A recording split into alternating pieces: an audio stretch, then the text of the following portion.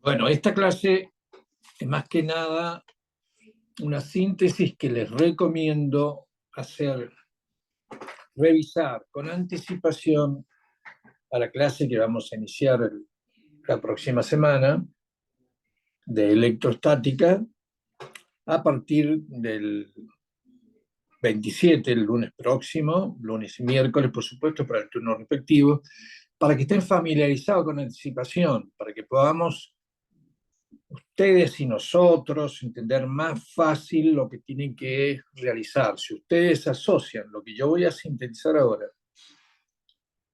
como puntos guía de lo que conviene conocer con anticipación, leyendo el folleto, son síntesis de textos, compaginación de párrafos útiles de los textos que responden a este itinerario de conceptos. Entonces, que ustedes lo lean de lo que yo voy a ir sintetizando en el folleto respecto de esa enumeración, que va a ayudar enormemente a entender lo que hay que hacer. En general, no todo el mundo conoce, por el tipo de colegio que hizo en su nivel medio o lo está haciendo. Entonces es muy importante estar familiarizado. Yo creo que uno les recomienda siempre leerlo, pero no sabemos por qué, uno no lo termina de asociar, porque no lo hacen para tener mejor rendimiento. Y ahora lo estoy indicando, circunscribiendo qué es lo que conviene que ustedes traten de entender con la lectura de este tema electrostática. Significa básicamente cargas en reposo. Tenés que conocer, en la lectura lo vas a deducir fácil si lo lees con ganas. ¿Qué significa que un cuerpo tenga carga eléctrica? Es entender que todos los átomos naturalmente son eléctricamente neutros porque tienen la misma cantidad de electrones y protones. Y cuando hay algún factor, alguna metodología que produzca el desbalance, la pérdida de esa electroneutralidad, tiene más cargas de un signo que del otro.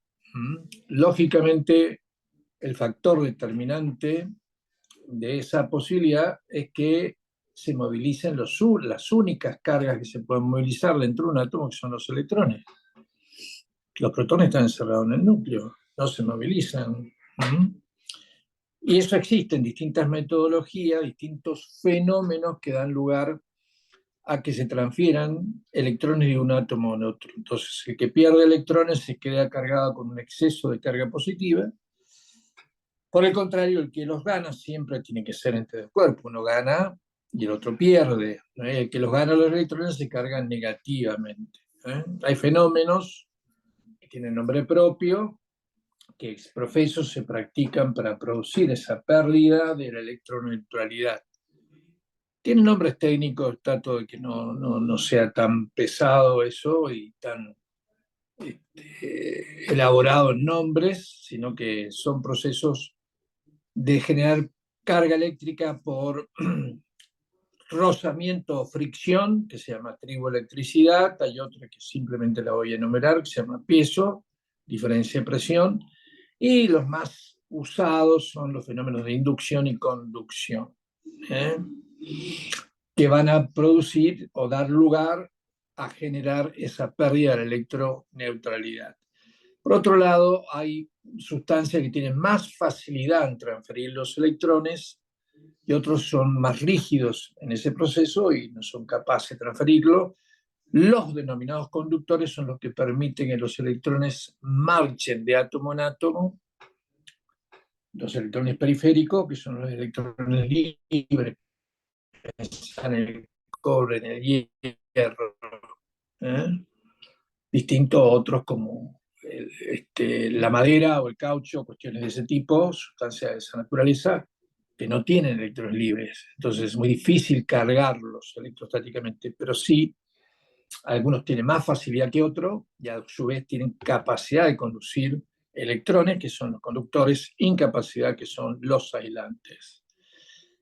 Entonces, dentro de esta clasificación de cómo adquirir carga, vas a encontrar, te decía, como un mecanismo de producir carga, la fricción, el cambio de presión o la inducción y la conducción. Inducir carga eléctrica significa acercar un cuerpo ya cargado electrostáticamente, previamente se cargó por fricción, un trozo de vidrio, es muy común de usarlo, se fricciona con un paño de lana y adquiere un determinado número de exceso relativo, es decir, que es una carga respecto al total.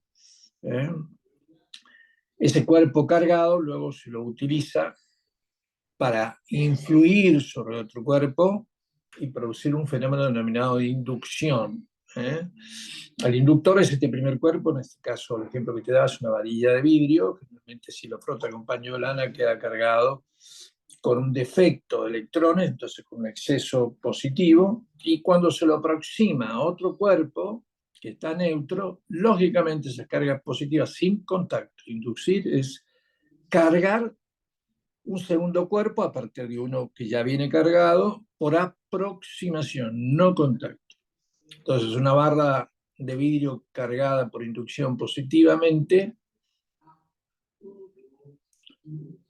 al aproximarlo, por ejemplo, a un cuerpo metálico, tiene que ser esa naturaleza para hacerlo factible, atrae a los electrones más próximos, pero sin hacer contacto. Entonces, ese extremo de influencia del inductor es la varilla de vidrio cargada positivamente sobre un extremo de un metal, hace juntar, reunir cargas eléctricas en exceso que son los electrones, porque las cargas positivas del inductor atraen a este otro cuerpo, el metálico, que se le denomina inducido.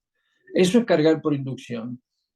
Pero vos alejas nuevamente, o se aleja nuevamente el inductor del inducido y todo vuelve a la normalidad. El inductor sigue cargado con cargas como venía. Y el inducido retrocede a su situación previa. Si los electrones, que son los únicos que se pueden mover, se redistribuyen nuevamente y el cuerpo queda sin carga eléctrica, sin concentrar cargas en un extremo. Entonces la inducción, eso que yo te pongo o vas a escuchar en la clase, es una carga eléctrica por aproximación que es reversible, porque una vez que uno aleja ese cuerpo de inducción, todo vuelve a la situación previa. Y la carga es proximal, la carga más cerca al inductor es del signo contrario. Es decir, la parte cercana del inducido al inductor tiene un signo contrario. El inductor, si se aproxima a un cuerpo cargado positivamente, el inducido tiene esa carga transitoria de signo negativo. Y en la parte lejana de ese inducido tienen cargas del signo contrario, porque lógicamente los electrones han tenido que migrar para acercarse al inductor y desbalancea, pierde la electroneutralidad en una parte en la otra. La próxima al inductor tiene el signo contrario al inductor, pero la parte distal, donde se robaron los electrones, fueron sacados de su lugar natural, queda con signo positivo, el signo contrario.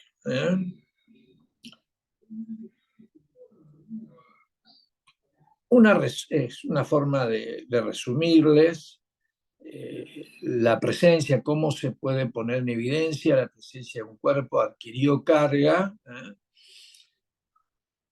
es a través de lo que se denomina la interacción electrostática. Entonces, cuando un cuerpo queda cargado con exceso de efecto de electrones, por tanto, exceso de carga positiva, se produce entre ellos un fenómeno de repulsión.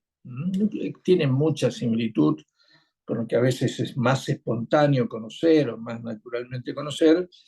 Lo mismo que ocurre con los polos magnéticos. Dos polos magnéticos norte se repelen, dos polos magnéticos sur se repelen, y si tienen signos contrarios se atraen. Acá es muy parecido, carga de igual signo, los cuerpos que han sido cargados electrostáticamente con carga positiva o carga negativa, lógicamente entre ellos hay una repulsión. Al contrario, si se aproximan cuerpos que tienen uno carga de exceso positivo y otro exceso de carga negativa, se produce una atracción.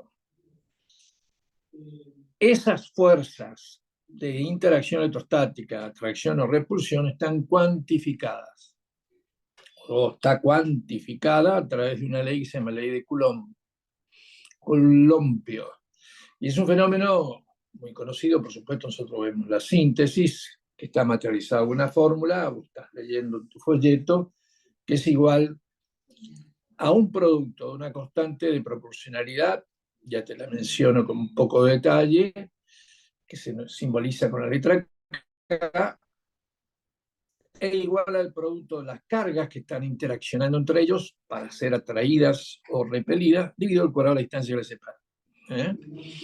Suponete que el fenómeno fuese repulsión, yo te muestro ahí el proyecto, entonces hay una repulsión donde están las cargas positivas o negativas, podría decir, separadas por una distancia determinada, y las cargas que interaccionan son cargas Q1 y Q2, así es la denominación. Esa constante K se denomina constante de proporcionalidad entre el sistema internacional y CGS. Entonces, si la carga se está expresando en el sistema CGS, la unidad de carga se denomina unidad electrostática de carga. Y en ese caso, aludiendo a la fórmula, esa K vale 1, la distancia entre ellas vale 1 centímetro y la fuerza de atracción vale 1 dina. Esa unidad CGS de carga, que se denomina unidad electrostática de carga, aplicando la fórmula de Coulomb, es una carga que colocada en el vacío a 1 centímetro de otro de igual signo, o el contrario, separadas por una distancia de 1 centímetro, se atraen o repelen con la fuerza de 1 dina. Vamos de vuelta. Vos miras la fórmula de Coulomb, Q1 por Q2 sobre R cuadrado, por una constante que ya te explico de qué se trata, es una constante de proporcionalidad entre los dos sistemas CGS internacional. La definición original, para tener pie base a partir del cual uno concibe cuál es el valor de una carga eléctrica, que es una definición, por supuesto, consensuada. Nos ponemos de acuerdo para que consideremos una unidad en el sistema CGS, que se denomina unidad electrostática de carga, cuando dos cargas de igual signo o de signo contrario, colocadas a 1 centímetro de distancia entre sí, se atraen o repelen con la fuerza de 1 dina. Entonces, cuando existe esa carga que da lugar a ese fenómeno, a ese valor de carga, se lo denomina unidad CGS de carga o unidad electrostática de carga. Cuando uno hace la equivalencia con el sistema internacional, vas a verlo en el folleto, vas a ver que la equivalencia entre el sistema internacional, la unidad de carga en el sistema internacional, y esta que acabamos de definir, que es el sistema CGS, que es la unidad electrostática de carga, hay una equivalencia de 3 por 10 a la 9.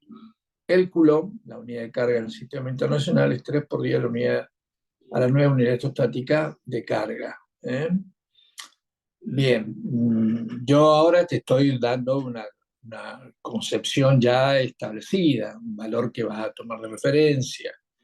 Primero la definición de la unidad electrostática de carga y después, que es la unidad del CGS de carga, y en el sistema internacional que tiene la unidad de carga del Coulomb, que tiene esa equivalencia que te acabo de mencionar.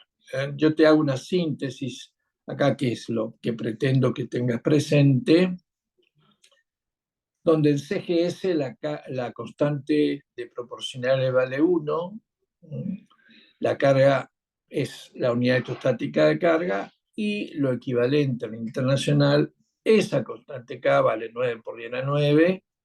Después te voy a aplicar el detalle de dónde sale el 9 por 10 a 9, no conviene hacerlo ahora, en esta primera captación del tema. Y la carga se denomina o es el Coulomb. Y vuelvo a repetir lo que hace un rato decía, el Coulomb es 3 por 10 a la 9 unidad electrostática de carga.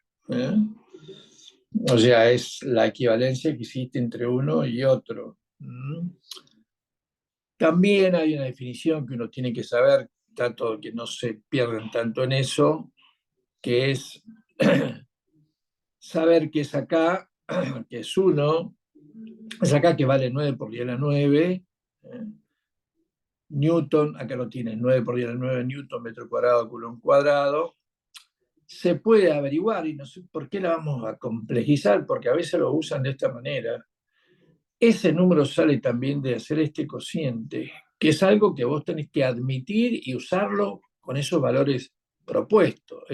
Ese 9 por 10 a la 9 es 1 sobre 4pi, esta constante se denomina toda una cosa que yo no lo usaría nunca, pero así a veces aparece, sobre un épsilon sub 0, que tiene todo este valor que está abajo.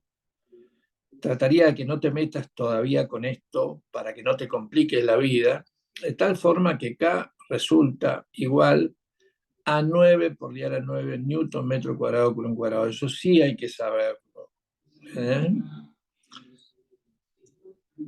Entonces, simplemente es para que cuando apliques la fórmula del sistema internacional y pongas la fuerza igual a K por Q1, me vuelvo un poquito para atrás, déjame que te muestre esta, cuando vos quieras calcular una fuerza de interacción, entonces tienes el producto acá.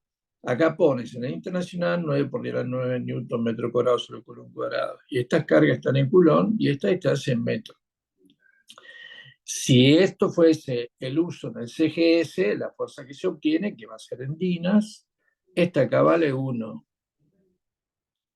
Cada carga, componente del producto carga sobre distancia al cuadrado, cada una de ellas están en la unidad electrostática de carga y este R cuadrado es centímetro cuadrado. ¿Vamos bien? Bueno, y no creo que no lo mencioné, pero aprovecho esto que quedó en el tintero, no me di cuenta de mencionarlo antes. La equivalencia entre el sistema internacional y el CGS es de 1 coulomb igual a 3 por 10 a la 9 unidad electrostática de carga. Y acá te pongo la equivalencia, que no me quiero detener ahora en eso. Sí lo voy a explicar en clase, porque quiero que tengan datos de referencia lo más simple posible. ¿Eh? Entonces acá yo te ponía al final de lo que quiero que conozcas precedentemente, lo que acabo de decir de la constante K en un sistema en el otro, 1 y el 9 por 10 a la 9 newton, etc. Y que sepas que además de la unidad de carga en el sistema CGS, la unidad electrostática de carga internacional que se llama Coulomb, que existe una carga natural que no pertenece a ningún sistema, que es la carga de un electrón y un protón. Cada una de ellas tiene el mismo valor, uno con signo negativo y el otro positivo, es 1,6 por 10 a la menos 19 Coulomb. Eso es lo que pretendo originalmente que conozcas, inicialmente conozcas, tratar de repasar, que puede resultar algo raro al comienzo, parás la grabación, volvés a mirar el tema en el folleto y después volvés a escuchar la grabación. Eso es lo que sería muy conveniente que conozcas antes de iniciar la próxima semana el conocimiento del tema. Hasta luego.